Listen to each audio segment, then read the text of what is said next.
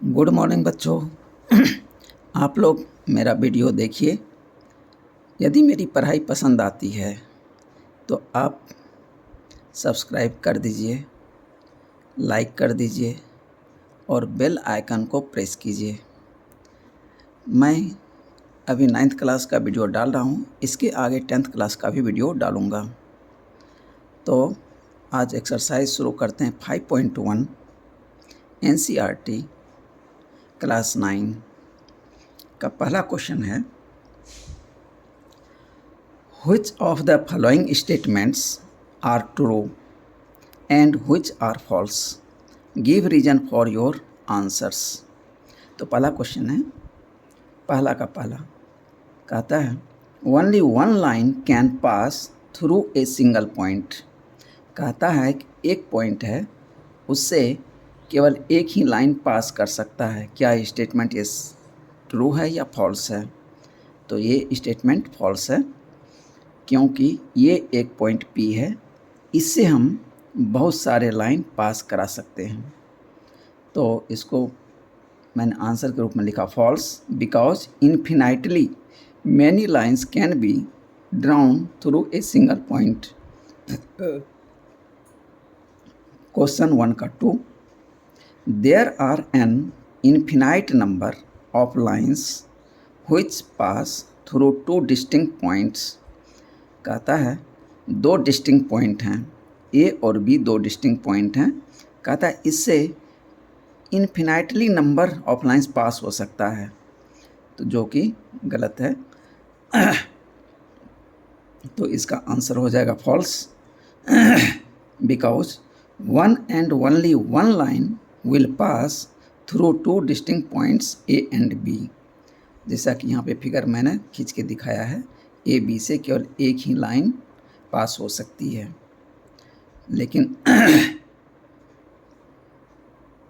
अब question number 3, A terminated line can be produced indefinitely in both the sides। कहता है एक line है जो कि टर्मिनेटेड है, मतलब जिसका लास्ट पॉइंट दोनों में है।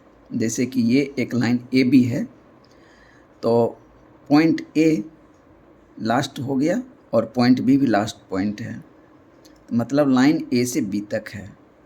अब कहता है कि इसको हम बढ़ा सकते हैं, जितनी इच्छा करे उतनी, यानी इनडिफिनिटली अनंत तक बढ़ा सकते हैं।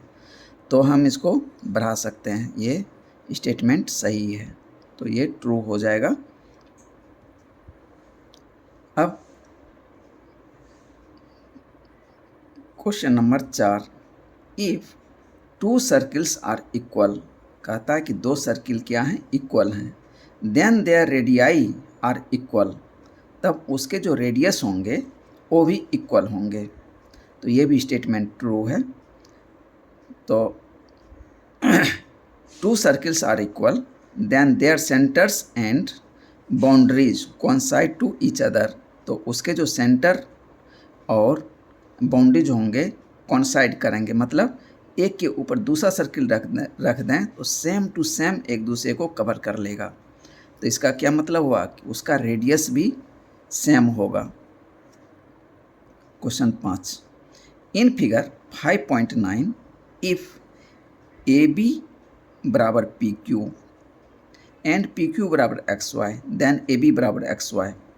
यहाँ पे फिगर दिया हुआ है, ये फिगर है 5.9 बुक का। अब ए बी एक लाइन है, पी क्यू दूसरी लाइन है और एक्स वाई तीसरी लाइन है।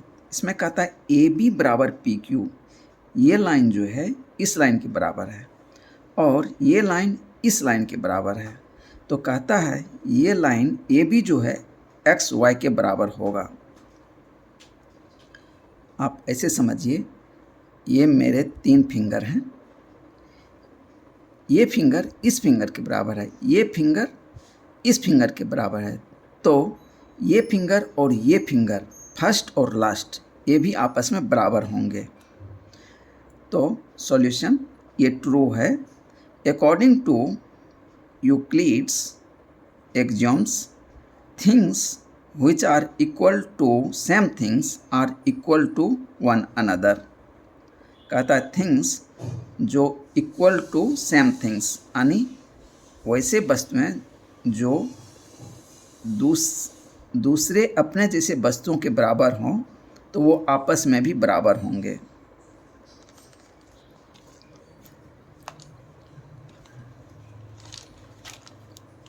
अब इसको दूसरी तरह से हम कैसे कर सकते हैं, ए बी बराबर पी क्यू, ए बी बराबर P Q and P Q बराबर एक्स वाई, इसीलिए ए बी बराबर एक्स वाई। अन्यथा और भी मेथड है एलिटर, यानी और तरीके से ए बी बराबर पी क्यू दिया हुआ है गिवन, पी क्यू बराबर X Y, A B given है तो हम क्या करते हैं ऐड कर देते हैं, A B plus P Q बराबर P Q plus X Y. अब हम इस पी क्यू को इस पर ट्रांसफ़र कर लेते हैं, या तो ट्रांसफ़र कर लीजिए या दोनों ही साइड से पी क्यू को माइनस कर दीजिए।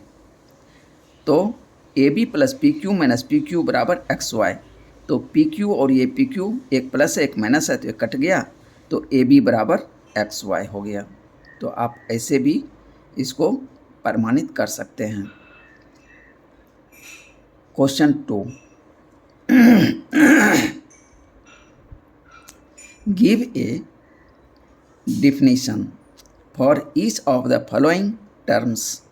नीचे कुछ टर्म्स दिए गए हैं, उसका डिफिनीशन लिखना है। और क्वेश्चन कहता है are there other terms that need to be defined first. कहता है क्या वहाँ पे और भी कोई ऐसा टर्म है जिसको पहले डिफाइन करना चाहिए, तो हाँ ऐसा टर्म है। तो कहता है व्हाट आर दे, तो कहते हैं वे कौन हैं, and how might you define them, तो आप उसे कैसे डिफाइन करेंगे, परिभाषित करेंगे। तो इसमें दिया हुआ है पहला पैरेलल लाइंस दिया है, परपेंडिकुलर लाइंस दिया है, लाइन सेगमेंट दिया है, रेडियस दिया है, रेडियस ऑफ ए सर्किल और स्क्वायर, ये 5 का डिफिनीशन लिखने के लिए दिया है। अब आंसर इसका देखिए yes, there are other terms which need to be defined first. They are, वो सब क्या है, पॉइंट है, लाइन है, प्लेन है, सरफेस है, ETC। तो बहुत सारे हैं तो सब लिखना संभव नहीं, तो इसलिए उसका डिफिनीशन भी फिर लिखना है। तो मैंने 4 पॉइंट्स लिख दिए। अब इसका डिफिनीशन पॉइंट, अब पॉइंट का डिफिनीशन क्या होगा, किसी पेपर पे हम एक बिंदी डाल देते हैं या एक डॉट डाल देते हैं तो वो हो गया पॉइंट। इसमें देखिए नहीं लेंथ है, नहीं ब्रेड्थ है, नहीं हाइट है, यानी डायमेंशन कुछ भी नहीं है, इसका मतलब है डायमेंशनलेस है। तो इसको देखिए कैसे डिफिनीशन के रूप में लिखेंगे, a point has not dimension that is dimensionless. ठीक है, it is a fine dot, ये क्या होता है, एक फाइन डॉट होता है, मेड बाय, किसके द्वारा ये डॉट डालते हैं हम, पेन के द्वारा, पेंसिल के द्वारा, या कोई शार्प थिंग है उसके द्वारा। कहाँ पे डालते हैं भाई, पेपर पे ही तो डालेंगे, या कोई ऑब्जेक्ट है उस पे डालेंगे। तो ये हो गया पॉइंट का definition. Line, A line is breathless length, कहता है लाइन में जो है केवल एक ही डायमेंशन होता है, वो है लेंथ, और इसमें ना ही हाइट होती है ना ब्रेड्थ होता है, तो इसलिए ये क्या है, ब्रेथलेस लेंथ है। It has only one dimension that is length. अब थर्ड आ गया प्लेन। अब कहता है प्लेन का डिफिनीशन क्या बनेगा, a plane is a surface which lies evenly with the straight lines on itself। जैसे कि ये पेज जो है एक प्लेन है, तो इस प्लेन में जो भी लाइन होगा वो स्ट्रेट लाइन होगा। तो ये तो स्ट्रेट लाइन के कम्बिनेशन से ही तो ये प्लेन बना हुआ है, तो वही हो गया ये plane. Surface, it is that, यह वह है, which has length breadth only, that is two dimensional. तो कहता है सरफेस क्या है, ये एक सरफेस है, इसमें लेंथ है ये और ये ब्रेथ है, तो दो डायमेंशन इसमें हैं, लेंथ और ब्रेथ, यानी ये सरफेस जो है टू डायमेंशनल होता है।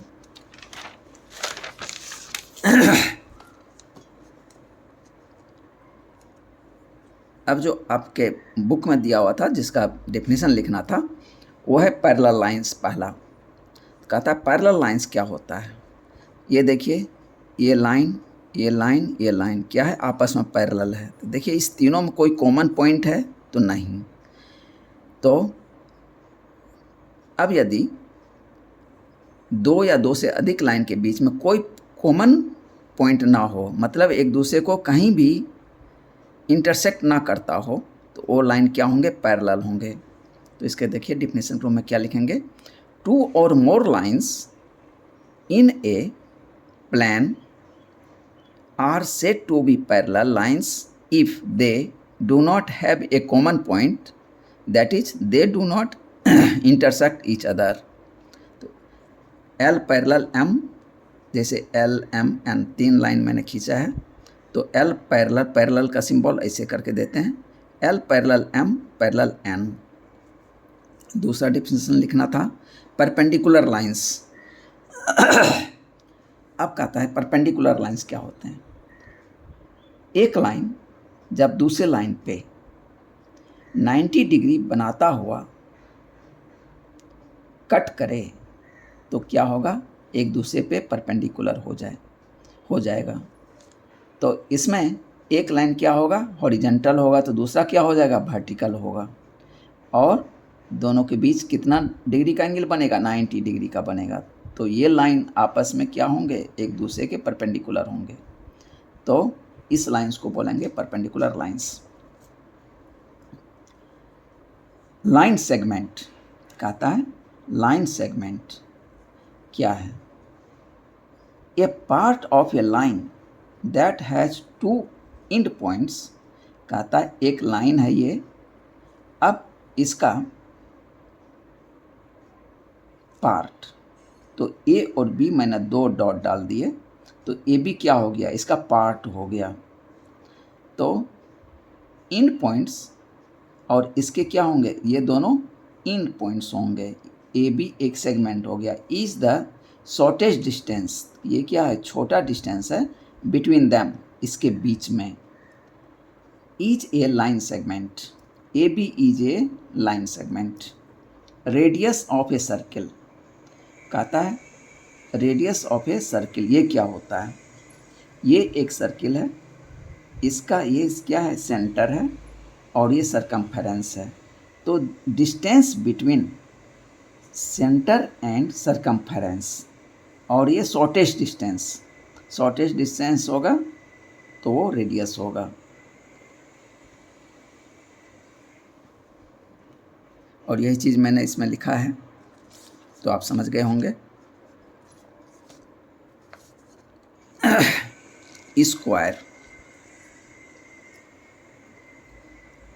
स्क्वायर का क्या डिफिनीशन बनेगा, ये एक स्क्वायर है, ए बी सी डी एक स्क्वायर है। तो इसको क्या मैं स्क्वायर नहीं पहले बोलूं, तो इसको मैं ये बोल सकता हूँ, ये क्या है, एक क्वाड्रिलेटरल है जिसमें 4 साइड्स हैं। अब कहता है क्वाड्रिलेटरल ही स्क्वायर बन सकता है कब, जब चारों साइड्स क्या हों, इक्वल हों, यानी ए बी बराबर बी सी बराबर सी डी बराबर डी, ये चारों साइड्स बराबर हों। और एंगल, इसमें जो 4 एंगल बन रहा है, angle A, angle B, angle C, angle D, ये चारों एंगल कितने का हो, 90 डिग्री का हो, तो ये एक स्क्वायर हो जाएगा। तो इसको डेफिनेशन के रूप में कैसे लिखेंगे, a quadrilateral which has 4 sides of equal length and all 4 angles are equal of 90 degree, that is right angle। तो ये क्या हो जाएगा, एक स्क्वायर होगा। क्वेश्चन नंबर 3 कहता है कंसीडर 2 पोस्टुलेट्स गिवन बिलो। यहाँ पे दो पोस्टुलेट दिए हुए हैं। पहला कहता है given any two distinct points, कहता है दो अलग अलग पॉइंट्स दिए हुए हैं A and B, there exist a third point C, कहता है उस पे एक थर्ड पॉइंट सी है, which is in between A and B, जो सी पॉइंट है वो ए और बी के बीच में है। ओके, एक स्टेटमेंट ये हो गया। दूसरा, there exist at least 3 points that are not on the same line, कहता है there exist at least 3 points, मतलब 3 पॉइंट्स हैं और तीनों पॉइंट जो हैं सेम लाइन में नहीं है। Points that are not on the same line, मतलब एक पॉइंट यहाँ है, एक पॉइंट यहाँ है, एक पॉइंट यहाँ है। तो हम लाइन जब खींचेंगे किसी दो पॉइंट के बीच ही लाइन, एक लाइन जा सकता है, तीसरे से नहीं जाएगा, तीसरे से दूसरा लाइन खींचना पड़ेगा। तो अब इसमें क्वेश्चन पहले देख लेते हैं क्या क्या कह रहा है। कहता है do these postulates contain any undefined terms, कहता है कि इस पोस्टुलेट में क्या कुछ अनडिफाइंड टर्म्स है। आर दीज पोस्टुलेट्स कॉन्सिस्टेंट, क्या ये पोस्टुलेट जो है, दो पोस्टुलेट हैं, क्या ये कॉन्सिस्टेंट है। Do they follow from Euclid's postulates explain, कहता है क्या ये यूक्लिड्स के पोस्टुलेट्स जो दिए हैं क्या वहाँ से बिलोंग करता है। देखते हैं इसका answer. There are many undefined terms are point, line, ray, segments etc। ये सब टर्म जो है अनडिफाइंड है, जो कि इसमें नहीं है। दीज पोस्टुलेट्स आर कॉन्सिस्टेंट, ये पोस्टुलेट्स जो हैं एक दूसरे के कॉन्सिस्टेंट हैं। का है because they deal with to different situations, क्योंकि दोनों ही दो डिफरेंट सिचुएशन को डील कर रहा है। एज, अब वही पोस्टुलेट यहाँ पे मैंने लिखा है। पहला क्या कहता है, it says that given 2 points A and B, there is a point C lying on the line in between them. एक स्टेटमेंट ये है पोस्टुलेट का। दूसरा पोस्टुलेट का statement, other says that given A and B and C not lying on the line A B.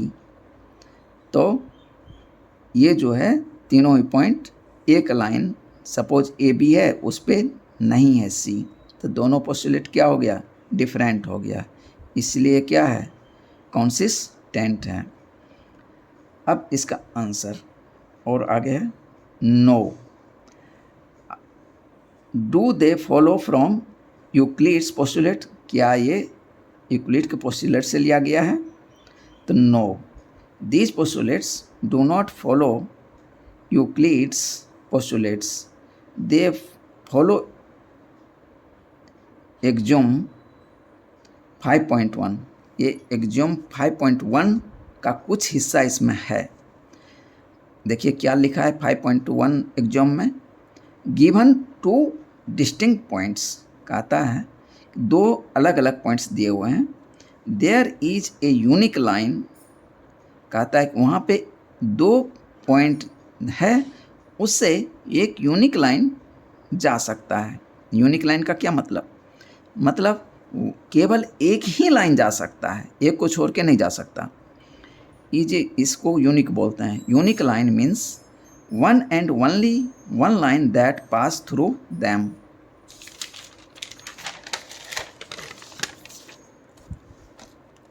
Question number 4 कहता है if a point C lies between 2 points A and B, कहता है एक point C है जो point A and B के बीच में लाई करता है, सच दैट ए सी बराबर बी सी, जिसमें क्या है ए सी बराबर बी सी है, मतलब ए बी दो पॉइंट हैं, इसके बीच में सी एक तीसरा पॉइंट है। तो इसमें लिखता है, दिया हुआ है ए सी, मतलब ये डिस्टेंस बराबर ये डिस्टेंस। देन प्रूव दैट ए सी बराबर हाफ ए बी। तो ये जो ए सी बराबर जो है ये हाफ ए बी के बराबर है। तो इसको explain by drawing the figure, कहता है इसको फिगर ड्रॉ करके बताइए। तो मैंने ए बी एक लाइन खींचा, उसके मिडिल में सी पॉइंट डाल दिया। अब बुक में जो क्वेश्चन में दिया है ए सी बराबर बी सी गिवन है, ठीक है, ए सी बराबर बी सी दिया हुआ है। सो ए सी प्लस ए सी,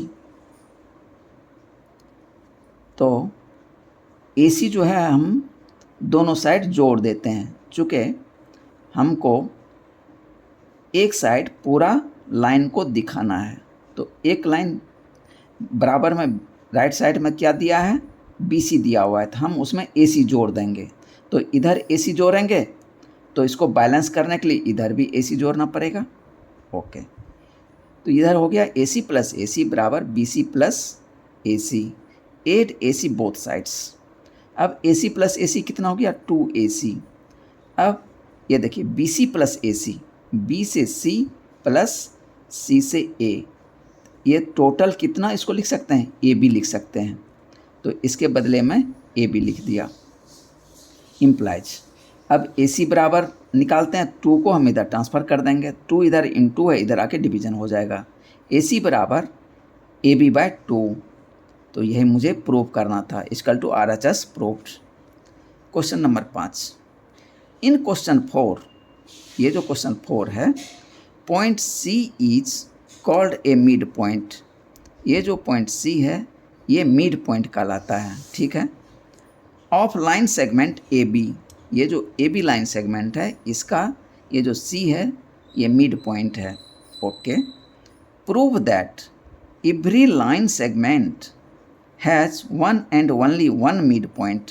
कहता है कि प्रत्येक लाइन सेगमेंट जो है उसके बीच में एक ही मिड पॉइंट होगा, इसको प्रूव करना है। तो हम क्या करते हैं, यहाँ पे ए बी एक लाइन सेगमेंट खींच दिया, इसके मिडल में एक सी मिड पॉइंट डाला, एक दूसरा भी मिड पॉइंट डी डाल दिया। हम मान लेते हैं कि इस ए बी सेगमेंट का 2 मिडिल पॉइंट है। ओके, अब इसको दिखाना है कि सी और डी जो है एक ही बिंदु है, एक ही पॉइंट है। तो वो कैसे होगा, ये डिस्टेंस बराबर हम 0 निकाल दें तो इसका मतलब है सी और डी कॉन्साइड कर जाएगा। तो यही चीज़ मुझे दिखाना है। तो हम क्या करें, let the given line A B is having 2 midpoints C and D. इसलिए ए सी बराबर ए सी, तो ये क्या है, ये हाफ हो जाएगा, इतना बराबर हाफ ए बी, जो कि ऊपर प्रूव किए हैं।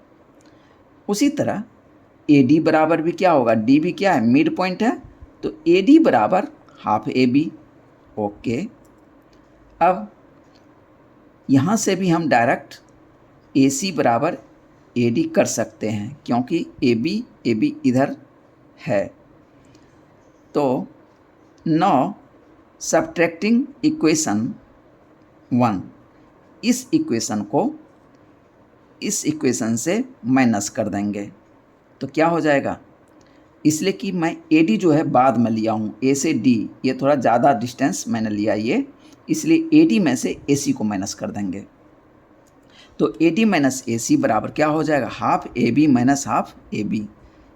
इतना बराबर हाफ ए बी था और ए डी बराबर हाफ ए बी है, तो ये दोनों आपस में माइनस हो जाएंगे।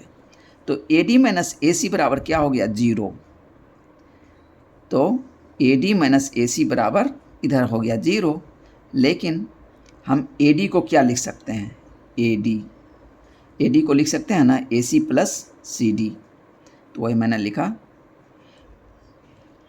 ए सी प्लस सी डी, अब माइनस ये ए सी बराबर 0। अब ए सी कट जाएगा, तो ए सी और ए सी कट गया, सी डी बराबर क्या हो गया, 0। मतलब ये जो सी और डी का जो डिस्टेंस है ये 0 है, इसका मतलब सी और डी एक ही पॉइंट है। Therefore C and D coincide to each other, so there is only one midpoint between A and B। इसलिए A एंड B के बीच में एक ही मिड पॉइंट है, यही दिखाना था। क्वेश्चन नंबर 6, इन फिगर 5.10, ये फिगर 5.10 इसी तरह दिया हुआ है।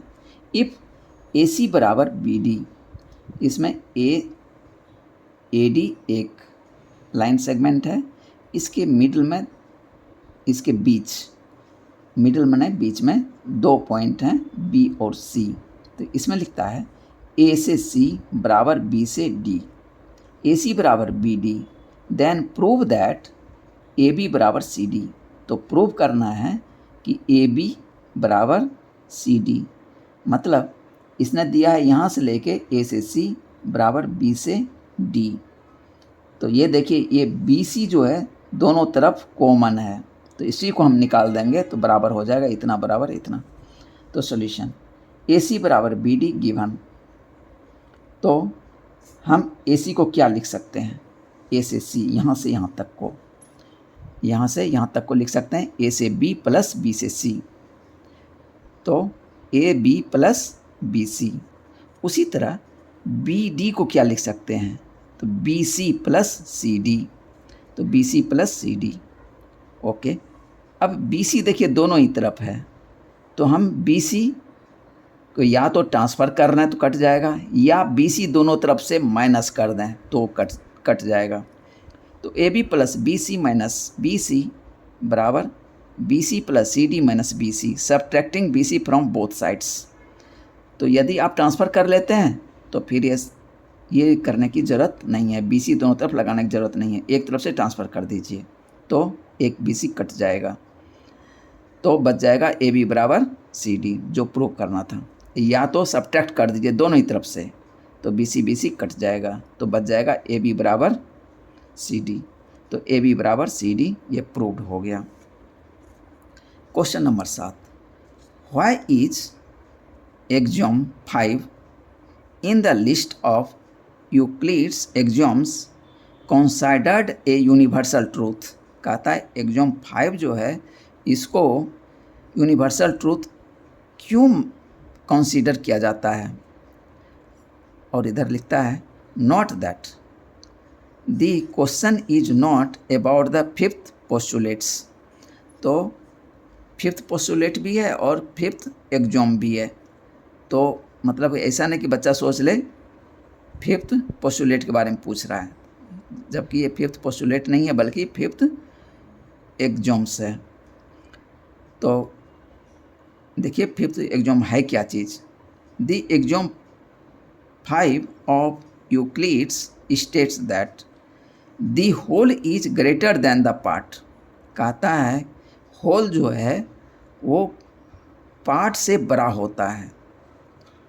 तो मान लेते हैं कि ये पूरा, ये जो है पेन पूरा होल है, अब इसमें से कोई भी पार्ट जो होगा होल से छोटा ही होगा, चाहे इतना बड़ा लीजिए, चाहे इतना बड़ा लीजिए, चाहे इतना बड़ा लीजिए, तो पार्ट पूरे के पूरे तो बराबर तो नहीं ले सकते हैं, पार्ट लेंगे तो पूरे से थोड़ा छोटा ही लेना पड़ेगा, तो वो हर समय पूरे से छोटा ही होगा, तो वो यूनिवर्सल ट्रूथ है। तो कहता है the whole is greater than the part, whole जो है बड़ा है हर समय पार्ट से। This axiom considered a universal truth because it holds true in any field of mathematics. क्योंकि ये जो ट्रूथ है ये मैथमेटिक्स के किसी भी पार्ट में ये एक्सेप्टेड है, and other subjects of science, और साइंस का जो अदर सब्जेक्ट है जैसे फिजिक्स केमिस्ट्री वहाँ भी ये एक्सेप्टेड है। तो अब इसको एग्जाम्पल के रूप में क्या किया मैंने, ए बी एक लाइन है, एक होल है, इसमें 2 मिड में पॉइंट मैंने डाला, बीच में सी और डी। ओके, तो ए सी एक पार्ट हो गया, ए डी एक पार्ट हो गया और डी बी एक पार्ट हो गया, और CD एक पार्ट हो गया और BC एक पार्ट हो गया। तो ये सभी पार्ट जो हैं छोटे हैं पूरे AB से। AB is a whole part. AB क्या होल पार्ट है? It is divided into many parts like AC, A से C, A से D और CB, C से B, C से B, DB, D से B. We can see that AB is greater than AC. AB जो ये बड़ा पार्ट है वो हर पार्ट से बड़ा है, वो मैंने यहाँ दिखा दिया। AB greater than AC, AB greater than CD, AB greater than DB, AB greater than AD, AB greater than CB. Hence, exam 5 is universal truth.